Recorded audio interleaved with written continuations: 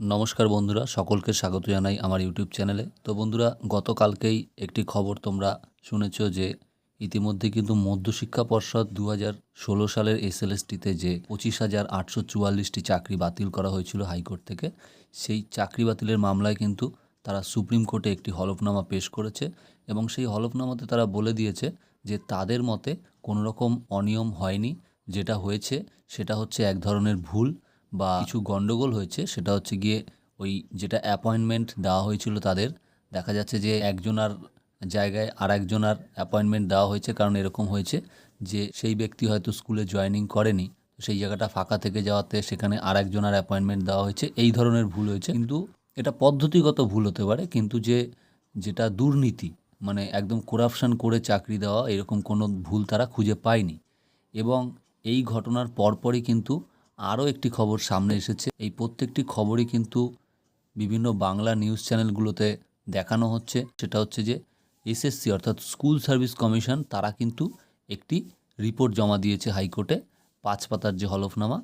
তো সেক্ষেত্রে নিউজ চ্যানেলগুলোতে যে বিষয়টি বলা হচ্ছে যে এসএসসি নাকি ওই 5 পাতার হলফনামাতে উল্লেখ করেছে যে কতগুলো ক্যান্ডিডেটকে র্যাঙ্ক জাম্প করে অথবা কতগুলো ক্যান্ডিডেটকে প্যানেলের বাইরে থেকে নিয়োগ করা হয়েছিল, সেই লিস্ট তারা দিয়েছে। এবং তারা পাশাপাশি এটাও জানিয়েছে যে তারা নাকি এই নিয়োগ সম্পর্কে কিছুই জানে না। এই হচ্ছে কালকে পর্যন্ত আপডেট।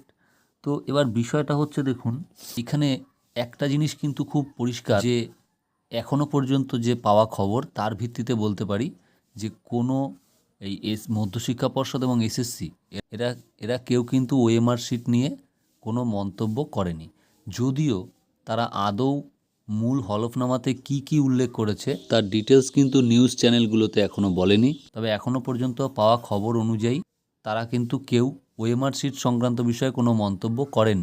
এখানে অবশ্যই দেখার যে সিবিআই কি বলে বা যারা বঞ্চিত চাকরি প্রার্থী তারা কি বলে, বা যেহেতু রাজ্য সরকারের মন্ত্রীরাও অ্যারেস্টেড হয়েছে, তো রাজ্য সরকারের পক্ষ থেকে কি বক্তব্য রাখা হয় সেটা অবশ্যই দেখার বিষয়। কিন্তু এখানে একটা জিনিস অবশ্যই ভাববার আছে যে এসএসসি আর মধ্যশিক্ষা পর্ষদ এরা যে ভূমিকা পালন করছে সেটা কিন্তু অবশ্যই সন্দেহজনক এবং সেটা কিন্তু অবশ্যই সঠিক নয়। তার কারণ কি, মধ্যশিক্ষা পর্ষদ কি করে আর এসএসসি কি করে? এসএসসি হচ্ছে তাদের রেকমেন্ডেশন দেয় যে এই ক্যান্ডিডেটকে নিয়োগ করা যেতে পারে, আর মধ্যশিক্ষা পর্ষদ কি করে? নিয়োগ দেয়, তাই তো? তো এসএসসি এখানে বলছে যে প্যানেলের বাইরে থেকে যারা নিয়োগ হয়েছে তাদের সম্পর্কে আমরা কিছু জানি না। তার মানে এই যারা প্যানেলের বাইরে থেকে নিয়োগ হয়েছে তারাও তো একটা অ্যাপয়েন্টমেন্ট লেটার নিয়েই জয়েনিং করেছে। তার মানে তাদের নিয়োগটা কারা দিয়েছে? মধ্যশিক্ষা পর্ষদ। তো মধ্যশিক্ষা পর্ষদ যদি এসএসসি যদি রেকমেন্ডেশন না দেয় আর মধ্যশিক্ষা পর্ষদ যদি তাদের জয়েনিং করিয়ে দেয়, তার মানেই হচ্ছে যে মধ্যশিক্ষা পর্ষদ নিজে দায়িত্ব নিয়ে ওই ক্যান্ডিডেটগুলোকে জয়েন করিয়েছে। কিন্তু এসএসসি নিজে বলছে যে ওই ক্যান্ডিডেটগুলো ভ্যালিড ক্যান্ডিডেট নয়। তাহলে দুর্নীতিটা কারা করেছে? মধ্যশিক্ষা পর্ষদ। সেক্ষেত্রে মধ্যশিক্ষা পর্ষদ আবার তাদের হলফনামায় বলেছে যে আমাদের জানা মতে কোনো দুর্নীতিই হয়নি। তার মানে এই যে দুটো পার্টির মধ্যে যে কন্ট্রাডিকশান, সেই কন্ট্রাডিকশান কিন্তু একদম একেবারে দুজনার স্ববিরোধী। এদের কথার মধ্যে এবং কাজের মধ্যে কিন্তু কোনো রকম মিল পাওয়া যাচ্ছে না। এই রকম গণ্ডগোল খুঁজে পাওয়া গেছিল বলেই কিন্তু কলকাতা হাইকোর্ট সমগ্র প্যানেলটিকেই বাতিল করে দিতে বাধ্য হয়েছিল। তো এই যে বক্তব্য তারা অলরেডি জমা করে ফেলেছেন সেটা তো আর তারা ফেরত নিতে পারবেন না। তো সেই জায়গাটাই কিন্তু একটা অনিশ্চয়তা ইতিমধ্যেই তৈরি হয়ে রইল। এবং আগামীতে এই ওএমআর শিটটা কীভাবে তার মানে যেটা সেগ্রিগেশন আর কি, সেই সেগ্রিগেশনটা কিভাবে হবে, ওএমআরগুলো কিভাবে মূল্যায়ন হবে বা ওএমআরগুলোকে ভ্যালিড ধরা হবে কিনা, এই সমস্ত বিষয়টাই কিন্তু সুপ্রিম কোর্ট ঠিক করে দেবে যে কিভাবে এগুলো ভেরিফাই করা হবে।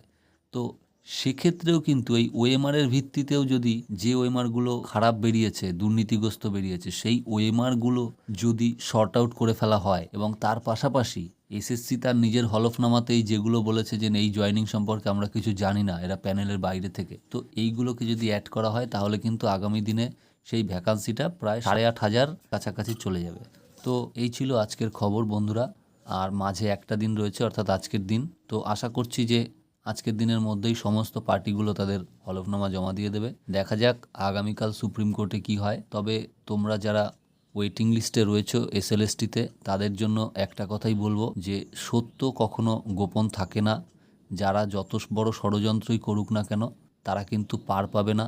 এবং একটা জিনিস ঠিক, সুপ্রিম কোর্টের বিচারপতিরাও যদি কোনোভাবে কারোর দ্বারা প্রভাবিত হয়ে এই মামলাটিকে ভুলভাল রায় দেওয়ার চেষ্টা করেন, তবুও তারা কোনোভাবেই সেটা পারবেন না, কারণ আইন কিন্তু যুক্তির দ্বারা চলে। এবং এক্ষেত্রে সর্বোচ্চ যেটা হতে পারে সেটা হচ্ছে সম্পূর্ণ প্যানেলটি বাতিল হবে, কিন্তু দুর্নীতিগ্রস্তদের রেখে দিয়ে একটা অর্ডার বার করে দিতে কিন্তু কোনো বিচারপতি কোনোদিনই পারবে না। কারণ এটা যে দুর্নীতি যে হয়েছে সেটা কিন্তু আমরা সকলেই জানি। প্রত্যেকের পাড়াতেই খুঁজে দেখুন, এরকম 10 জন 12 জন ক্যান্ডিডেট পেয়ে যাবেন, যারা হয়তো জীবনে কোনোদিন স্কুলে গেছে কিনা সন্দেহ, এইরকম ক্যান্ডিডেটরাও কিন্তু চাকরি পেয়েছে। এক্ষেত্রে একটা বিষয় মাঝে ভাইরাল হয়েছিল, আপনারা নিশ্চয়ই শুনেছেন। মালদায় একজন শিক্ষক, যিনি ক্লাস 5 পাস করেছেন, তিনি 12 ক্লাসের অঙ্কের শিক্ষক হিসেবে অ্যাপয়েন্টমেন্ট পেয়েছিলেন। যাই হোক, এরকম বহু আছে। ঠিক আছে বন্ধুরা, এখনকার জন্য এটুকুই খবর। ভিডিওটি দেখার জন্য অসংখ্য ধন্যবাদ। দেখা হচ্ছে আবার পরের ভিডিও।